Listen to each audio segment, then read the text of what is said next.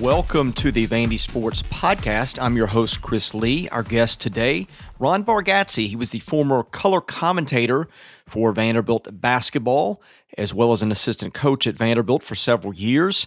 Before we get to him, our sponsor, Wellspire, presents this day's show to you, so we thank them for that. They are Nashville's Learning and Development Center. They offer personal and professional development opportunities in a beautiful facility in the Gulch neighborhood. Stop by for an event with world-renowned speakers or host an off-site event that will wow your team or your clients. Vanderbilt starts a 3-game baseball series with Florida this weekend. It is the first Southeastern Conference series at home this year. Those games Thursday, Friday, and Saturday. We also thank our co-sponsor, the Well Coffee House, which turns coffee into water and has a mission to bring clean water to the world. Our news was presented by Sutherland & Belk, a Nashville-based injury law firm. Sutherland & Belk is committed to fighting for those who have been injured in car, motorcycle, and truck accidents. Check them out at spinjurylaw.com. Our guest is Ron Bargatze. If you have followed Vanderbilt basketball for a couple of decades, you know that name. He was the former color commentator for the radio crew. Before that, he was an assistant coach. He is connected all over the mid-state basketball community. He is on his way back, if I'm correct, Ron, from Dayton, Ohio, where you watched Belmont pull a big win. Is that correct? Actually, we got back about 4 o'clock this morning. So I got a little sleep, and I'm ready to roll. Oh, man, that's not a lot of fun. But I've done that once. I drove, the last time Vanderbilt went to Omaha, I drove through the night after the last out of Game 2 in 2015 and got back about noon the next day. That's not as long as what I did, but anyway, I don't envy you. But thank you for joining me on, hopefully not fumes here, but you have been a guy that people have requested that we have you on the podcast for a while. And by the way, thank you for agreeing to come on today. Because of your perspective with Vanderbilt basketball, just your coaching acumen and those kind of things. And so today's episode is going to be a lot about the current situation, but also maybe some stories that you have to share from back in your day. And I'm really excited to be able to do this. Well, no problem. I started helping sell programs there when I was 10, 11 years old. And I've been connected with Vanderbilt unofficially or officially for a long time since then. Let's start with this year. As you size up the season, of course, Vanderbilt for the second straight year on the men's side set a school record for losses. What was your take of this season? Obviously, there was the Darius Garland injury. Everybody knows about that. You can incorporate that into your answer as you please. But what's your take on this season and sort of the state of the program right now?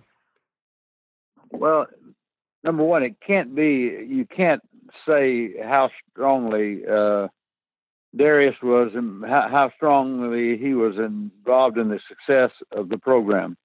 And if you have such a high upside and you are the point guard and you're the trigger for everything on the offensive end, and you're no longer there and there's no backup point guard with point guard experience, then you've got a huge problem, because a great point guard makes everyone around him so much better.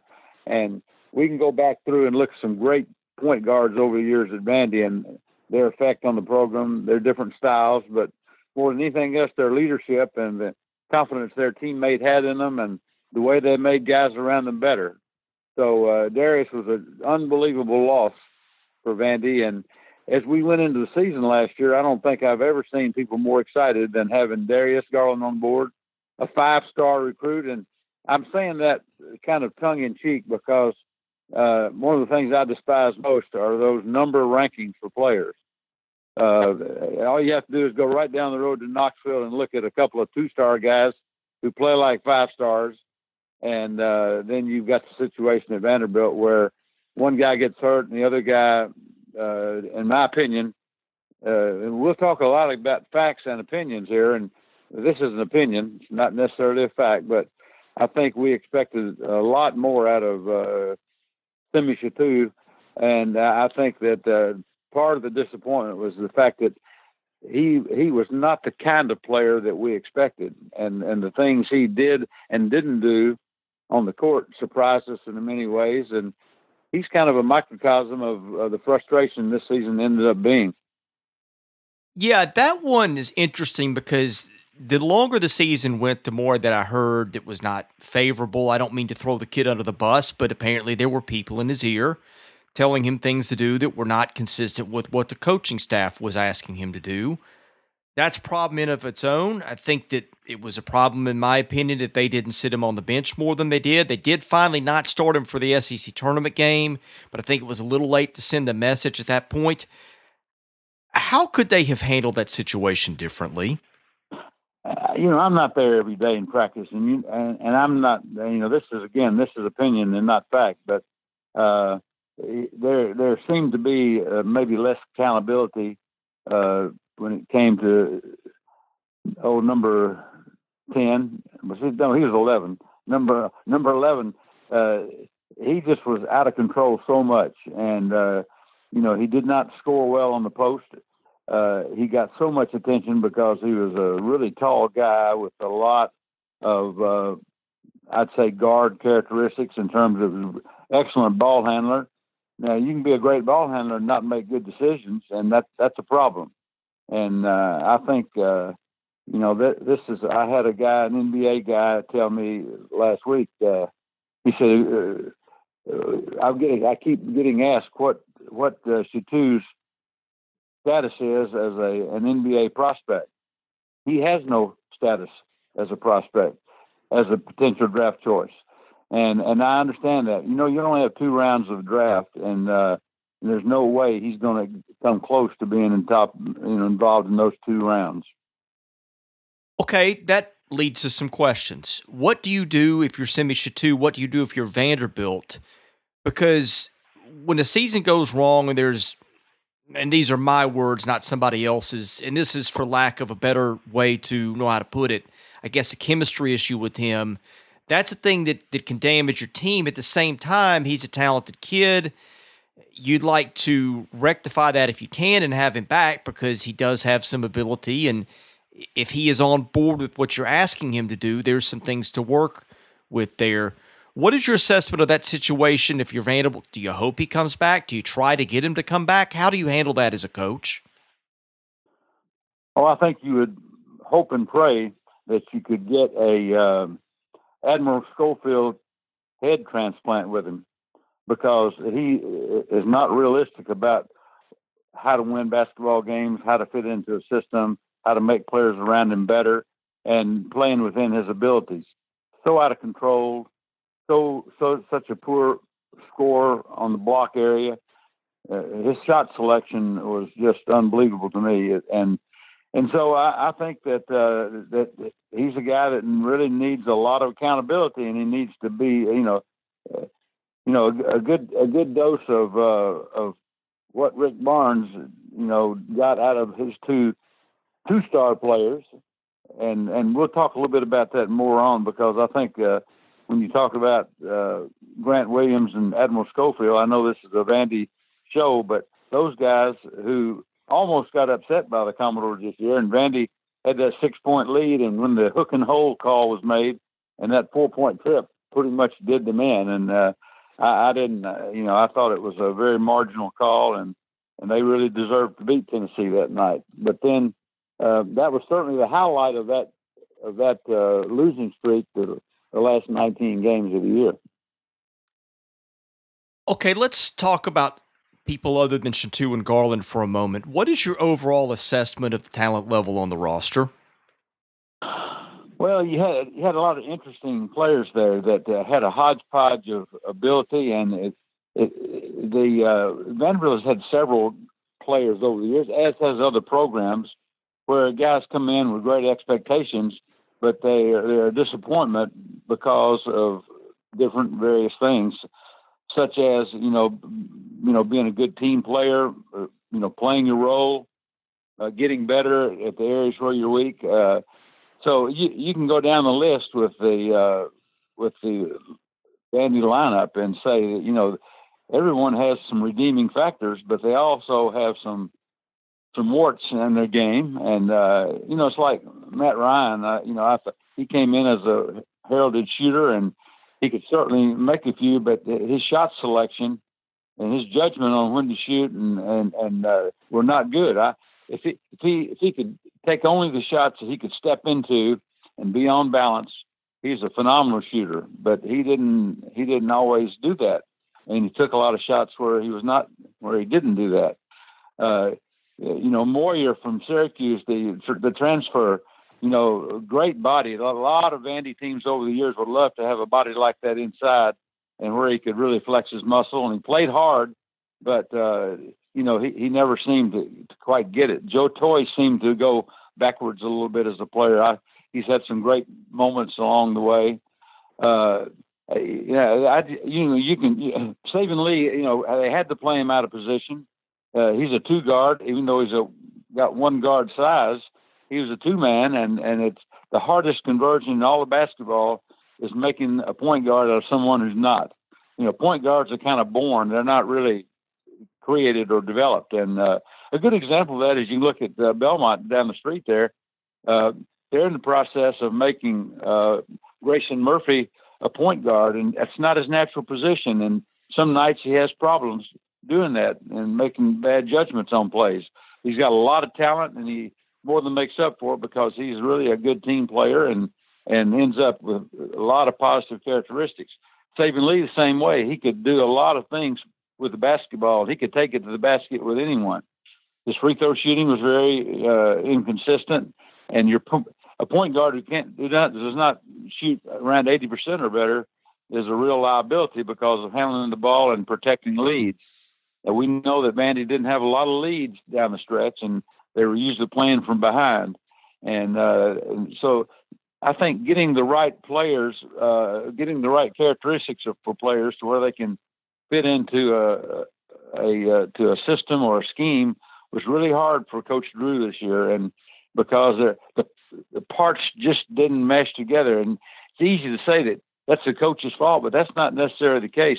There are some guys that had to play out of position and do things that they just weren't very comfortable or very good at doing. Okay, I think we know Aaron Nesmith is an excellent player. I think, in my mind, an All-SEC player one day. Who knows, maybe next year. I think you've said Saban Lee is a good player, but more of a 2 than a 1. But I think we'd agree that he's a guy that they can build around to some extent for next year. After that is where we start having some questions. I want to just go player by player and ask you what you think of some guys. I think Matt Ryan, to me, I get all the criticisms this year.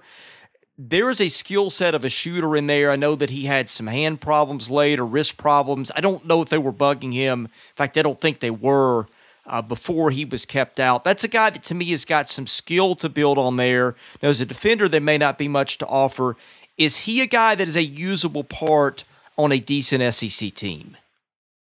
Well, that's kind of what I said a few minutes ago. I think he's a really, really excellent shooter on what I consider to be good shots. And he took a lot of shots where he had to rush them. He couldn't step into them. And when he makes a couple, he looks so good doing it.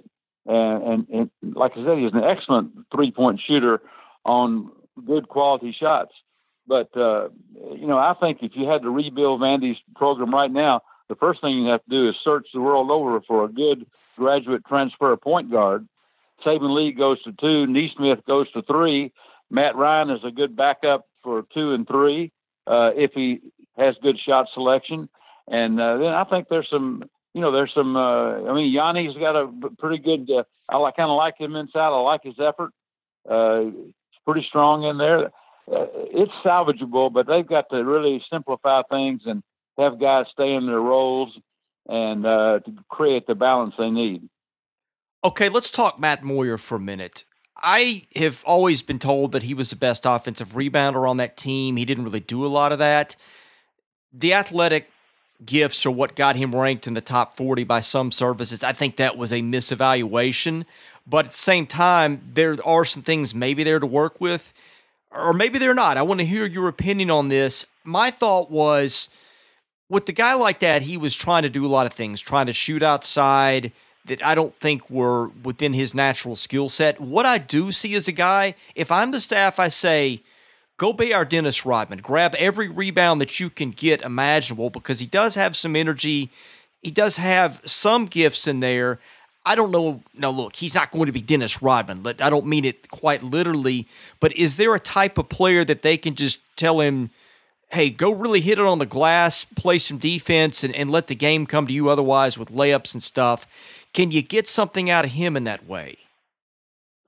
Oh, I think if he gets outside of 15 to 18 feet, then his effectiveness goes down. And, a guy who is 6'8" or 9" and there's 25 feet in the basket, might as well be 5'10".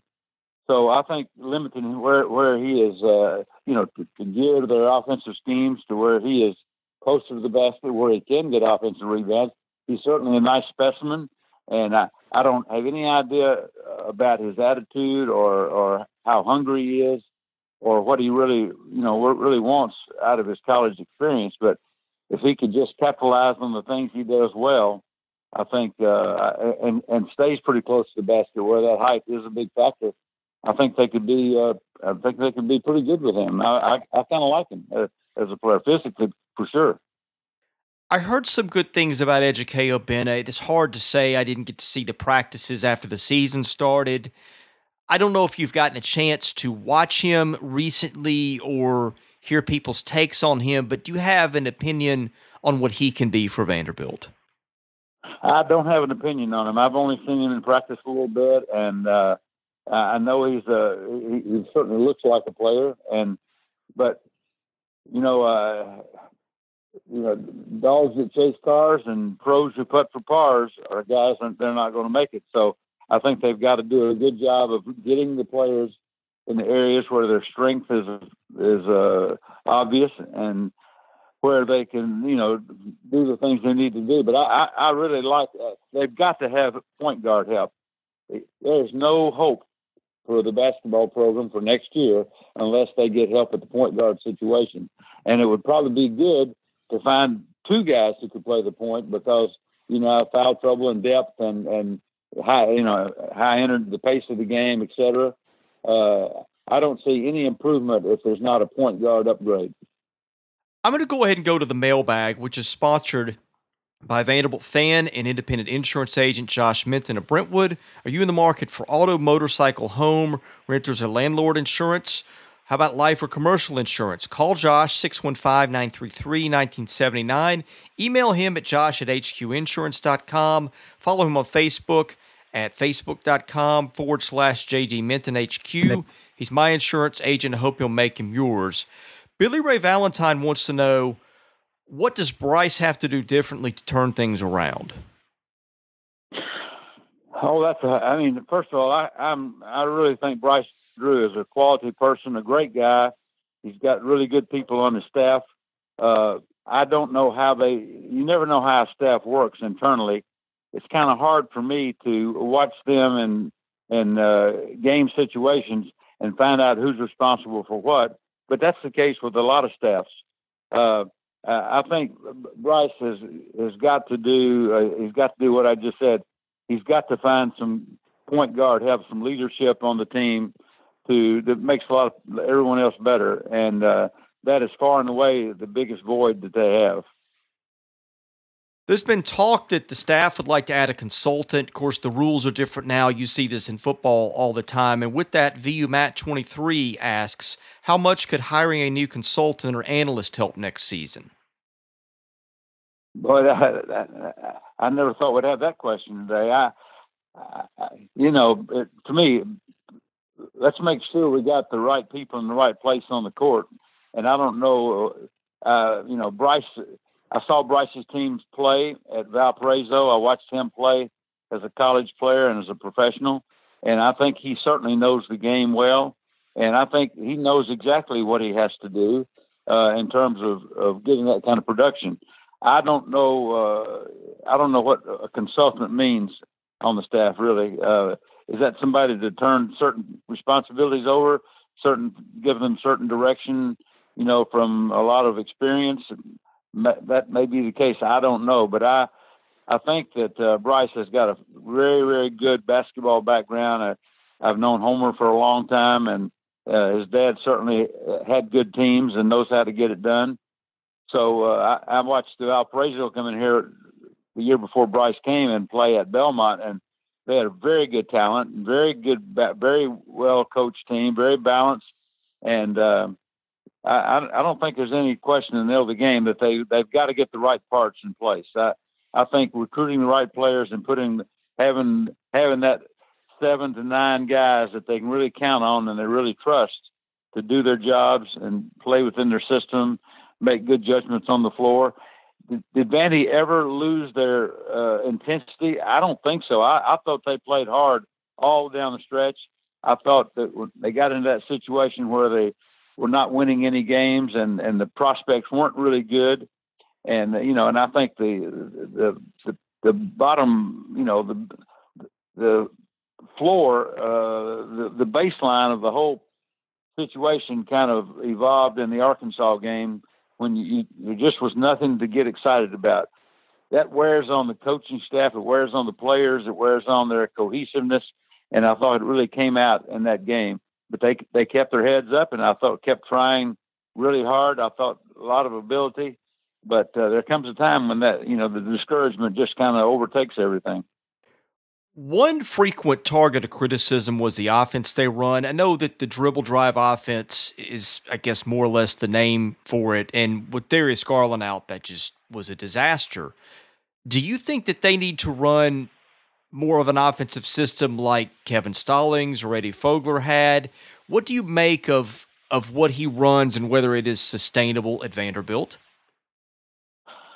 If you look back at Kevin's staff and at Eddie's staff and Eddie's teams when they were here, all those guys do one thing really well, and Bryce will do this too, I think, and that is, set up your system to fit the players. And, saying you run a dribble drive offense like Derrick Rose ran at Memphis is one thing, but running it with not having a point guard in the program and not having other guys that can break down the defense on the dribble, you just can't. You can't. What are you going to get out of it? You're going to get a lot of bad shots and a lot of turnovers. So just gearing the system, whatever that might be, to the talent they have available, and again, they're not going to get much better until they have point guard leadership and hopefully a point guard that can break down the defense with a dribble. Okay, they knew right around the first week of December that they were not going to have Darius Garland back. They had obviously built their entire offense around him. I think that your quotes about Saban Lee were interesting, and if we take that at face value, that they didn't really have another valid point guard in the system, obviously that limits their upside. At that point, though, and I ask you this as a guy who's coached and things like that, you've spent so many months drilling that offensive system into people's brains. Is it realistic to say on the fly, okay, let's make a change and let's do things dramatically different? I know that with his first team, they changed the offense, and as Luke Cornett got healthier, that helped too. And they went back to kind of submit Kevin's principles and things and turned the season around. Now, those guys had experience in a different system. These guys didn't. Was there any chance that they could have really made significant changes to what they did once they knew Garland was gone? Well, I mean, who are you going to do it with? I think every basketball coach who ever coached the game will tell you that the better players you have, the smarter you are as a coach. And I think if they made a mistake, it's the fact that they did not, with all the emphasis on Darius Garland, and it was well deserved, and because he was a phenomenal prospect and arguably the best player that Vandy ever signed, certainly the most highly rated player they ever signed. But they didn't have many directions to go in. I mean, basketball looks complex sometimes, but it's pretty simple. You got to have role players that fit into a system that are cohesive, and they end up getting good quality shots. And they didn't have many buttons to push.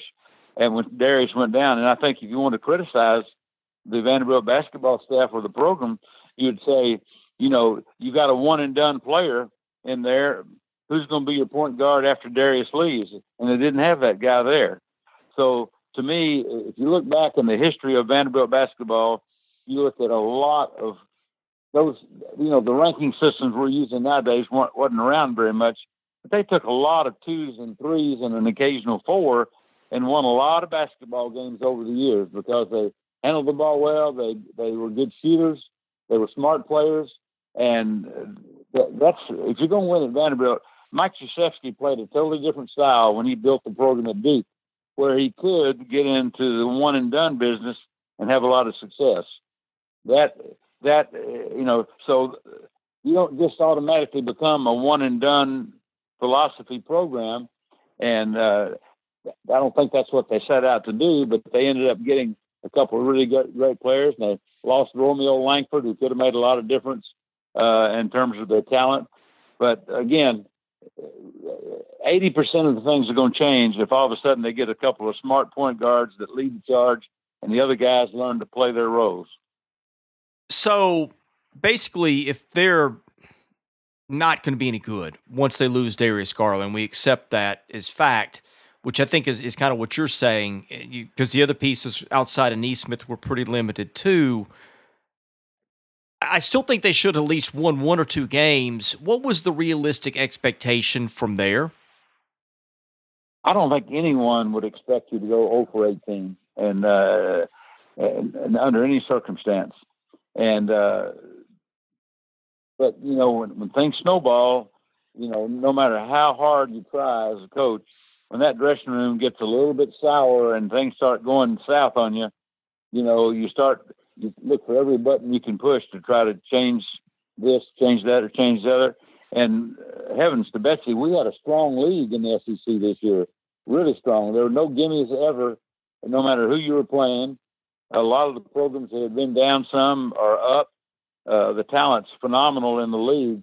And it's a hard thing to do to turn that around in the middle of the season with not really having a lot of leadership on the floor in terms of running your stuff and being coaches on the floor and being mature enough to accept your role and being totally committed to having good shot selection. Having good shot selection is something that just should be a byproduct of preparation, but that's not always the case. The old term game slippage happens and the emotions get involved and the shot clock is there and you have not a great array of 3-point shooters.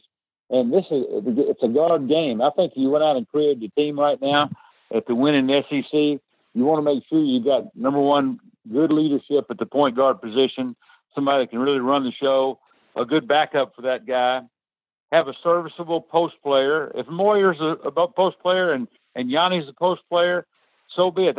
And we don't know what else they have, but a serviceable post player. So you're good. You're okay at 1 and 5 there. But then outside of them, 2, 3, and 4 have got to be athletic. They've got to be Neesmith and Saban Lee at the 2, and other guys who are long and quick and can just be basketball players. So I don't pay much attention to if they're 6'2" or 6'4" or 6'5". As long as they're basketball players, you're going to have a lot better chance to be successful. Harley Hogg has two questions. The first one is whether the staff can turn it around. I think you've answered some of that already, but I'll let you address that more if you like. And then the second question he has is, what does the staff do well and what does it not do well? Oh, I don't know. I wasn't the greatest coach in the world, I can tell you that. And I'm certainly not going to criticize other people for how they do things. And no one really knows what they really do in practice every day. And they're in there, and their staff is meeting. They're trying to come up with a plan to turn things around. And but all I can tell you is this: they will not be successful unless they get point guard help. The point guard has just got to run the show, control the clock, be a leader, make guys around him better. And there's not one person in the program right now who fits that role. Ann Arbor asks, you've been around a lot of good coaches. What are two or three traits they all share? They've got to be in touch with the players. They got to have the ability. If you saw Bruce Pearl's show on TV on Sunday, you saw a man wild looking, out of control, kind of crazy looking. But that guy demanded and got the most from his players, and every player on that team was totally accountable to what Bruce Pearl wanted. So first of all, you got to have players who can take criticism, can be challenged, and they'll step up instead of going into a shell. So I think overall that there's got to be a little more intensity and toughness and excitement. I didn't see much positive emotion anywhere in that program this year because they did not have the type of players who would take leadership roles and be committed to what needs to be done. And so I think they've got to have that accountability and that toughness and that leadership and excitement in the program. And then all of a sudden, you know, once that starts, then you feed on that and you start developing a sense of unity, you know, among the players, among the team, communication from the staff to the team. And so, yeah, that's what I would say right there. Just more accountability and toughness and excitement about, you know, having a chance to go out and represent Vandy basketball well. ATL Doors says, given the three-point shooting problems this year, how hard is it to improve a player's outside shot once they're in the program? Do you have to be a natural 40% plus outside shooter like John Jenkins or Riley the Chance, or can someone like Saban Lee develop a shot at that level? That's a great question. And I've seen guys improve their shooting. A lot of times coaches and coaching staffs will say, this is what we got, you know. But I think shot selection, I mean, Matt Ryan is a really good shooter, but he's going to end up shooting, you know, 30% because he takes enough shots that he's not going to make, where it's going to balance out the ones he does make. So I'd like to see better shot selection out of him, continue to work hard. I mean, if you look at a guy like Steph Curry, I saw him play when he was playing at Davidson, and he didn't overpower anyone, but he was constantly working on curling off screens, getting the ball, squaring up to the basket, stepping into his shot. And if that wasn't there, get rid of it and get back in and get into the offense. And there are other opportunities that'll come around. Vandy had a lot of late in the shot clock shots this year. And when you get in that situation where you get down into the 4, 5, 6 second range, then there's a little panic that just naturally sets in. And, you know, it's like when Saban Lee was the point guard and they get into single digits on the shot clock and the ball comes back to the point guard to create, then Saban, you know, he could blow by people, but taking charge of the team and getting the ball in the right hands of the right person at the right time is a point guard mentality. And that's what Saban does not have. And it's tough to make a point guard. It's almost impossible to make a point guard out of someone who doesn't have that point guard mentality. So yeah, they can work on their shot, they can improve it, but it takes a ton of work. Let's go back in Vandy basketball history. 1968, Tom Hagen is summer of '67. They're going into Tom Hagen's senior year. Vanderbilt Gymnasium, Memorial Gym in the summer is maybe the hottest gym I've ever been in. Of course, there's no air conditioning, and that's not good for off-season control. But they do have a practice gym now that has more climate control in it. But just physically hard work. And Tom Hagen would go in there for 3 to 5 hours a day in 95-degree gymnasium and just spend every ounce of energy he had to get better through determination and improving his skills and everything. And there's a guy who was probably a 2 coming out of Louisville as a high school player who ended up being a 4+ on the college level. Take Terry Compton, for instance. I go back and look at some of these great shooters, Mike Rhodes, all these guys. Some guys are born with great shots because they develop that shot. But making a great shooter out of a mediocre shooter is just a lot of blood, sweat, and tears and a lot of commitment to getting better and then having the discipline to shoot only the good high percentage shots. Yeah, and to pick a more recent guy, Jermaine Beal is one who comes to mind. He was not a good outside shooter at all when he got to Vanderbilt, and probably not for the first year, maybe two. His junior and senior year, though, he could really knock the three down. Yes, I think Kevin Stallings did a great job on some of his players on making sure they knew what their role was in the system, holding them accountable, and then watching them improve during their time there. And it's not automatic, and it's not. I mean, the coach has got to throw out the expectations, but that player has got to be really committed. Coaches are limited in the time they have with players, and so the guy has to know what he's got to know what he needs to work on. He's got to go in the gymnasium and on his own make sure he gets that done. So that I think that's where guys really improved. And once you put your time, confidence is something you don't just go out and say, I'm going to have great confidence, and you got it. You got to earn it, and it's earned through repetitive shooting over and over and over again. Shoot 10, see if you can make 6 out of 10, see if you can make 7 out of 10, and to where you build that confidence through repetition and working by yourself. And so, yeah, they can get better, but shot selection and technique improvement, will get people a much higher level than they maybe are at one time. Okay, got a lot of questions about your tenure as a Vanderbilt assistant. I'm going to start with this one from Raiders 1967. Could you discuss the 1974 NCAA tournament game against Marquette when Bo Ellis committed an illegal dunk with no technical foul called by officials? Heard you or Coach Wayne Dobbs nearly fell out of your chair on the blatant no call. That could have been a 6-point difference. Well, there's no strategy involved in that. How many guys were officiating that game? 2. And when 2-man crew there, their responsibilities are a little more varied.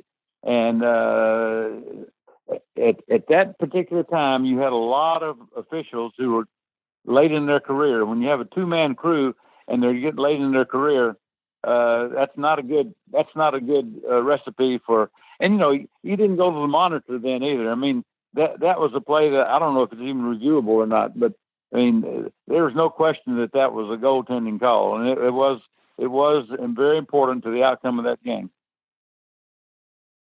Another one from Raiders, he says, how close were you to signing Alvin Adams before a job suddenly opened up for his father via Oklahoma?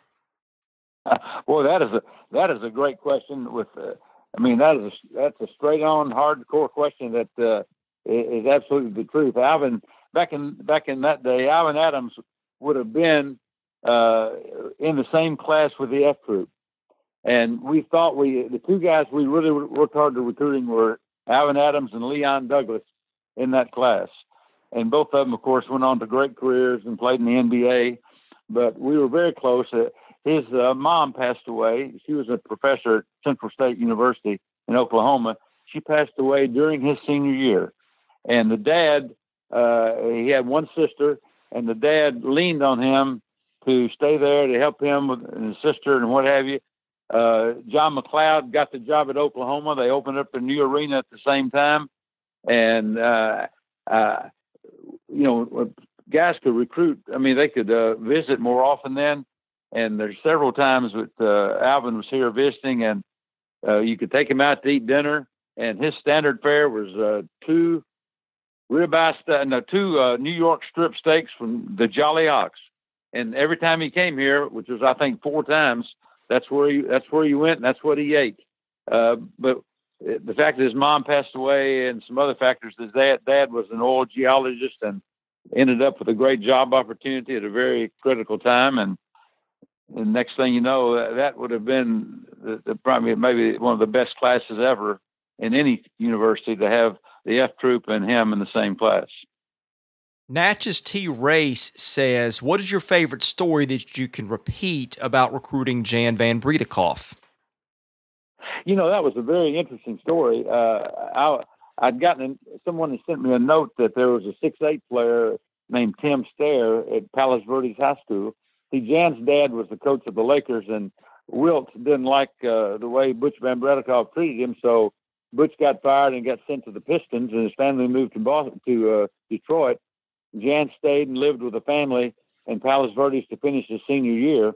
And heck, I went out there to see Tim Stair play because he ended up going to SMU, but he was a good student, 6'8" guy, pretty well built guy. And I went out to see him play against North Torrance High School, and lo and behold, Jan Van showed up and dominated the game. North Torrance was very quick. They came out very impressive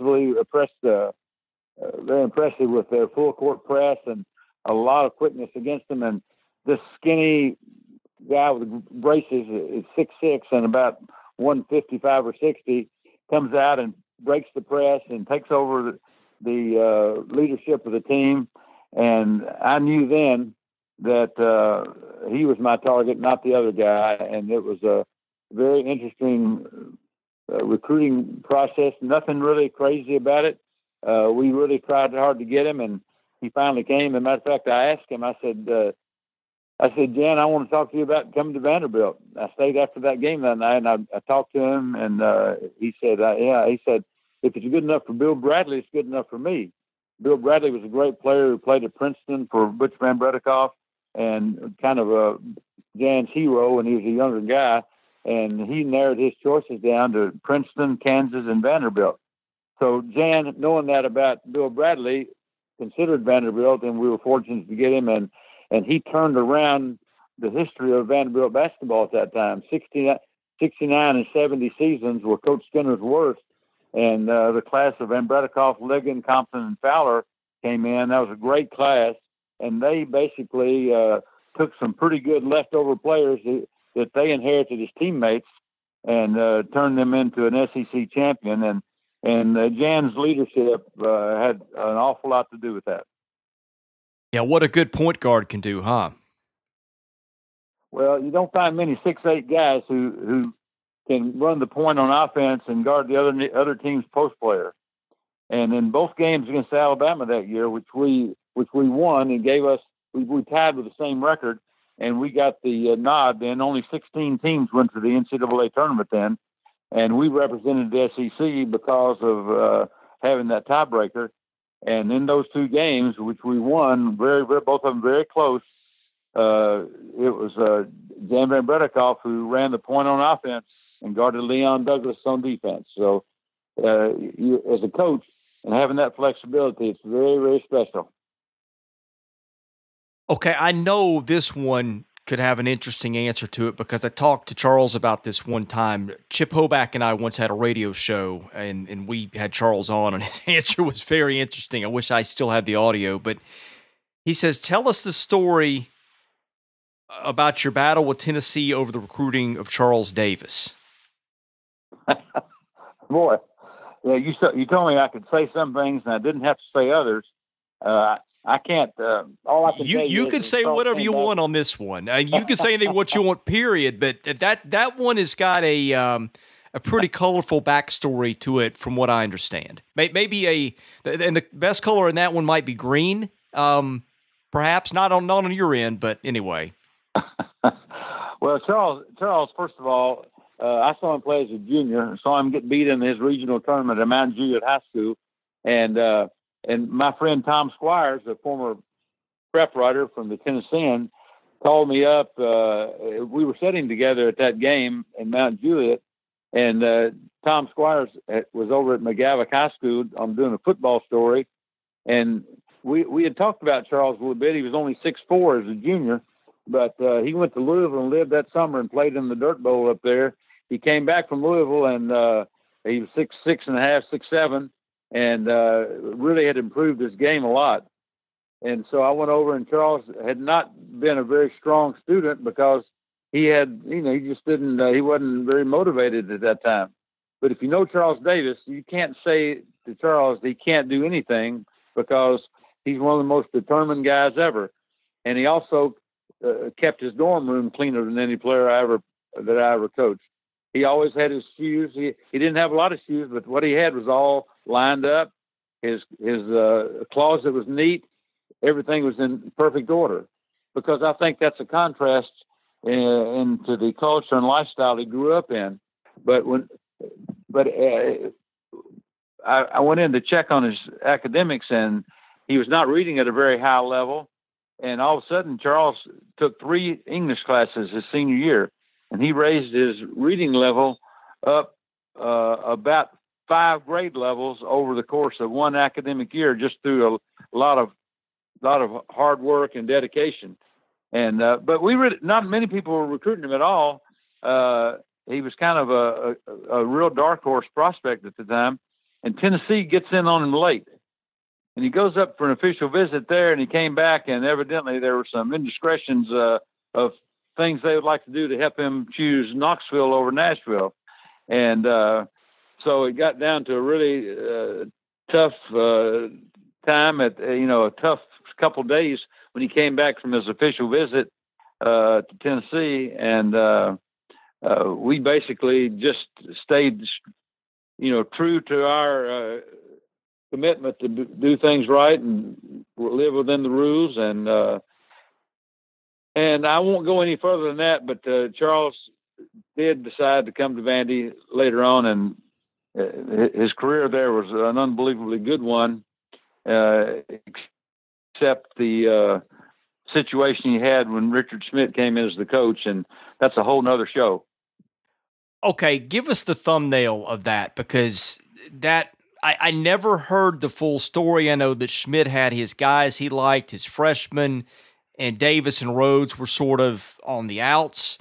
And, of course, both those guys, their career took a different trajectory. Both of them had a chance to, maybe even put the scoring record out of reach, and that was never given to him. Of course, Richard Schmidt did not last long, probably as a consequence of that. But what can you tell us about what went on there?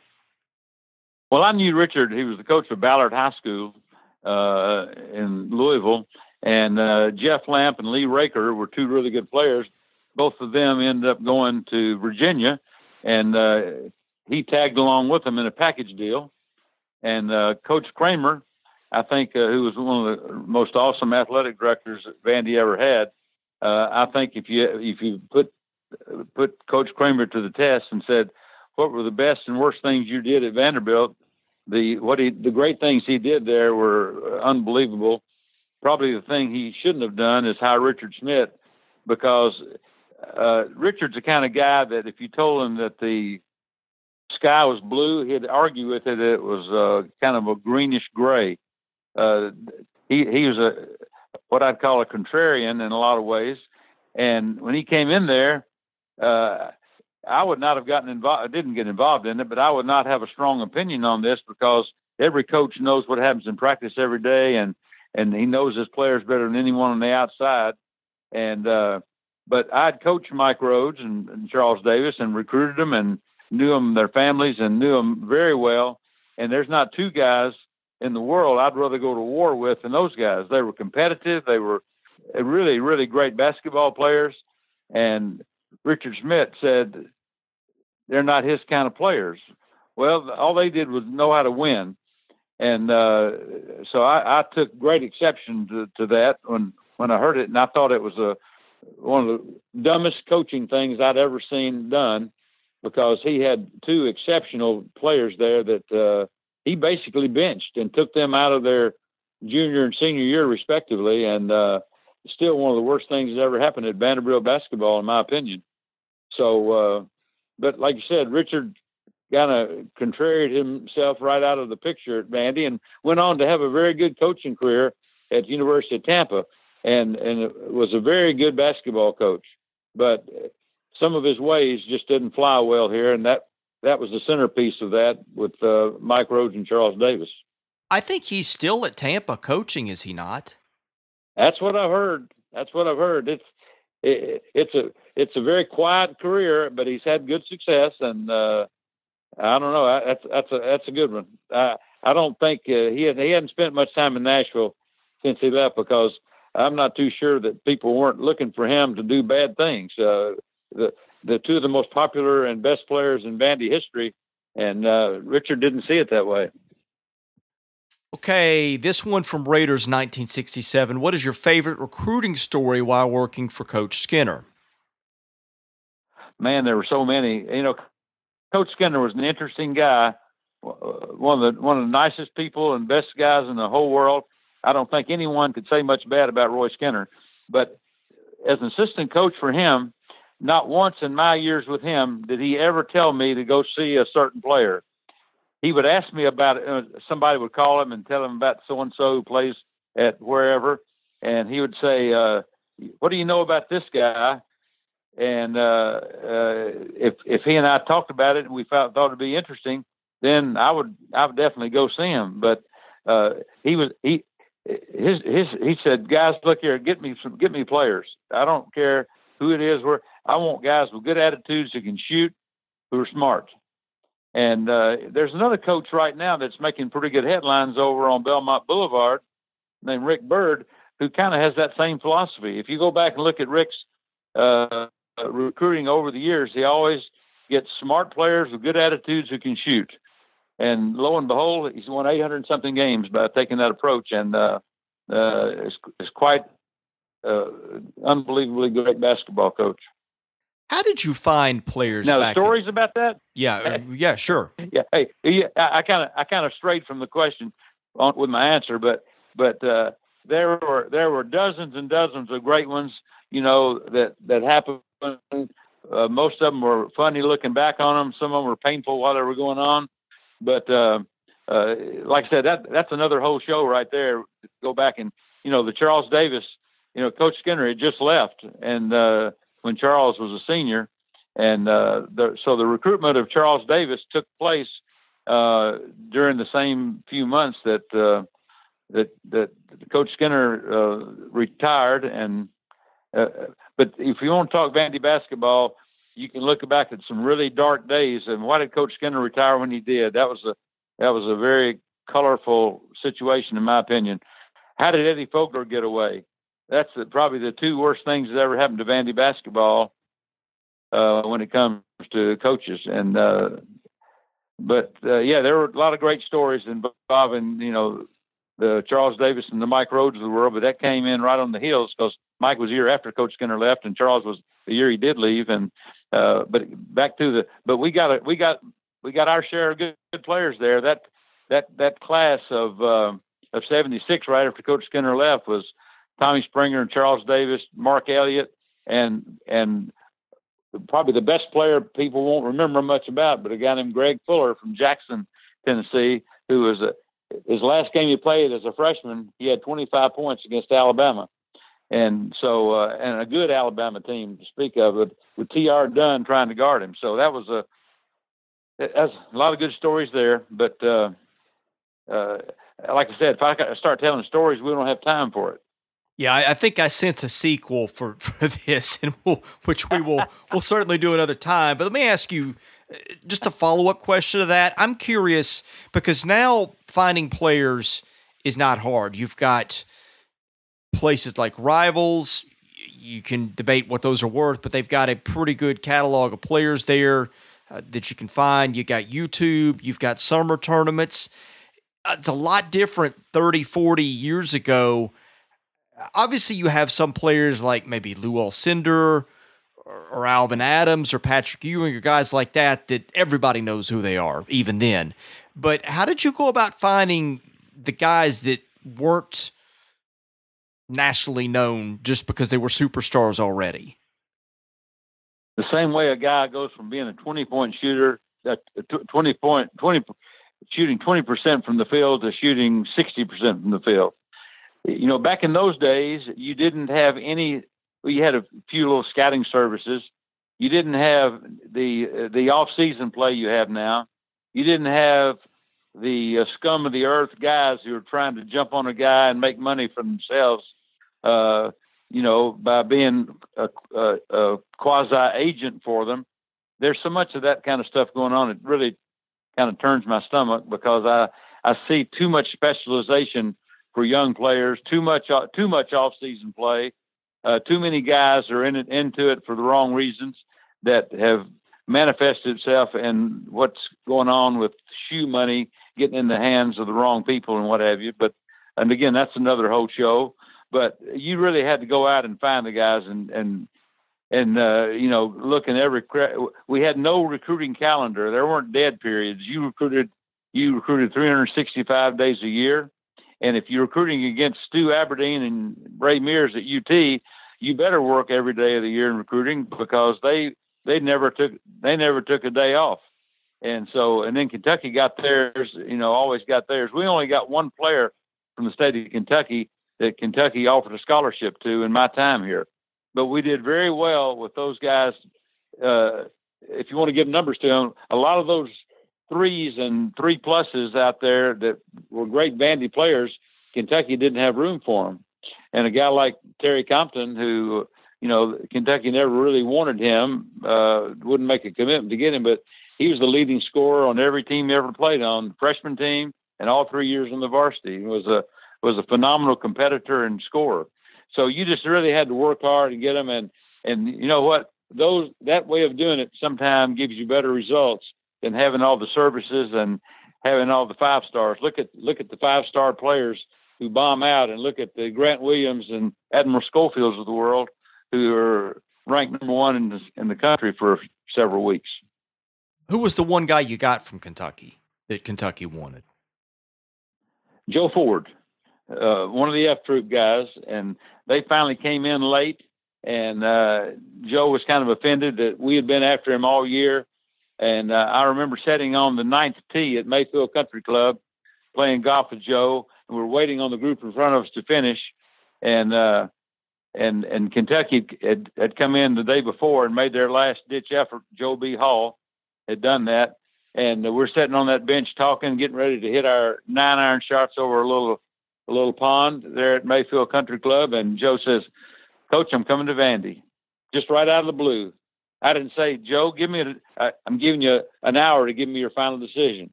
Joe, I need to know by tomorrow." We just kind of hung in there, showed him the respect he deserved, and he just told me on the 9th tee that he would come to Vandy. So and he started every game of his 4-year career as our point guard. Well, the obvious follow-up question is, how well did you hit your next shot? I think I hit 3 in the water and got the heck out of Dodge, because I got what I came for. Exactly. Let's see, a couple more. Memorial Magic wants to know your top 5 memories as a Commodore assistant. That could take a while. I'll just let you share whatever you feel like sharing there. Well, every Kentucky game in Memorial was phenomenal, but probably the most tense atmosphere and the most hyped game and it was worthy of every inch of hype that it had, was the return game when we were undefeated and got beat at LSU, and the famous Jan Van Bredikoff and Norm Evans. Well, no, not that. Whatever. Evans was a player for them, and they got tangled up on the court and kind of got to squaring, had a little semi-fight going on, and one of our former great players at Vandy got a little overly excited, and but it was they beat us and knocked us from there. I think we were 13-0 at the time, and then the return game on the heels of having that only loss was we had over 16,000 people in Memorial Gym. People along all the walls, standing out on the edge of the court. I don't know how the fire marshal didn't lose his job over that one, but it was in the atmosphere, death threats to Dale Brown, bomb threats. I mean, it was the craziest night I've ever seen.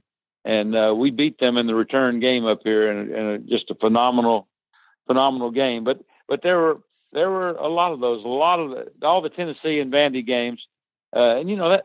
Tickets you couldn't get a ticket to come to the games. I mean, it was the best show in town, and it was just, Vandy basketball was the number 1 ticket in Nashville, bar none, not even close. The 70s and 80s in the SEC, that's when I was growing up and started following in the late 70s, was a fascinating time. You had so many great figures around the league. You had Wimp Sanderson and Sonny Smith. You had Dale Brown, you had Hugh Durham at Georgia, you had a guy like Ed Murphy, who maybe wasn't as well remembered, but stayed at Ole Miss for a while. That time, to me, is just fascinating. And somebody, if they've not written a big book about it, they should, but Was that era is fun and as intriguing to be a part of as I remember it from being a kid, just with all the personalities? It was, and C.M. Newton came into Vandy right after the Richard Smith deal, and Coach Kramer got a chance to rectify his mistake of hiring Richard Smith, and he brought CM in, and CM really leveled things off. He was a great guy, one of my favorite people I've ever known, in basketball or otherwise. I love CM Newton, and I had a great relationship with him as an opposing coach when he was at Alabama. But I thought he really brought Vandy basketball back. And look at the guys who got the job done for him all through the mid to late '80s. You know, the Barry Bookers and the Scott Drouds and the Barry Goheens of the world, and Will Purdue. And I'll tell you one of the funniest stories was I was playing golf with CM at the old Richland Country Club one day, and I'm sitting there, and he's a couple minutes late for our tee time, and here he comes down the hill, and CM said, "I just ran Purdue's blank off." He kicked him off the team. He said Will didn't do well in the classroom that day, and CM says the only way you get back on the team is to go to summer school, get your hours, and get yourself eligible. Other than that, I won't talk to you anymore. Will Purdue went back, got his grades up, got eligible, and the rest is history. 87, 88, he had a great career at Vandy, and then went on and had his years in the NBA. But that's kind of the accountability I was talking about right there. And some coaches say you can't do that today. It's a different world, but you can. Rick Byrd has proven that over and over again. Casey Alexander's he's implemented that same sort of thing at Lipscomb, and look at where they are. I think players really want and need that accountability to be the best they can be. Wow, that was a story I did not know. Again, it just sets up a sequel for this sometime. Okay, I guess this will be the last one. Well, I got two more. Same questioner wants to know your top 5 memories as a color commentator. He says, I'll never forget his call on Goheen's half quarter against Louisville. I used to have it on mini cassette tape. I remember I was at that game. That was the loudest environment I've ever been in. Basketball game, rock concert, anything. I just could not believe how loud Memorial got that night when he hit that shot. Well, you're right, and it was so much fun to be there with CM and doing it. I worked with 4 different play-by-play guys during my time as a Vanderbilt's color man on their network, and I started out. The first guy I worked with was Charlie Mack Alexander, and Charlie Mack was a great guy. We had so much fun on road trips. I could go into tell you some unbelievable stories about he and Roy Kramer and playing cards on a road trip and that sort of thing. Then I worked with George Plaster and with Wes Durham, and then Joe Fisher. And in that 15 years was a great time. And probably I think one of the highlights that is watching Fogler's teams go through the conference, go through the year they won the SEC and had the same starting lineup every game, which are Kevin Anglin, Billy McCaffrey, Ronnie McMahon, Bruce Elder, and Chris Lawson. And, not to have injuries and not to have, anybody pushing them. And you look at guys, they were playing so many minutes per game, but their performance never let up, and they knew what they needed to do and their roles on the team at every turn. You didn't play for Eddie Vogler unless you knew what you could or couldn't do in a game as a player. And I think players so much better when they know those like that. C.M. Newton, the run they made in '88 where we got beat in Pontiac, Michigan by Danny Manning, and that was really a highlight. But anytime Barry Goheen was in the game, you knew something good was going to happen. It was usually good, and it was usually late in the game. So that was a lot of fun. And I loved working with Kevin Stallings too.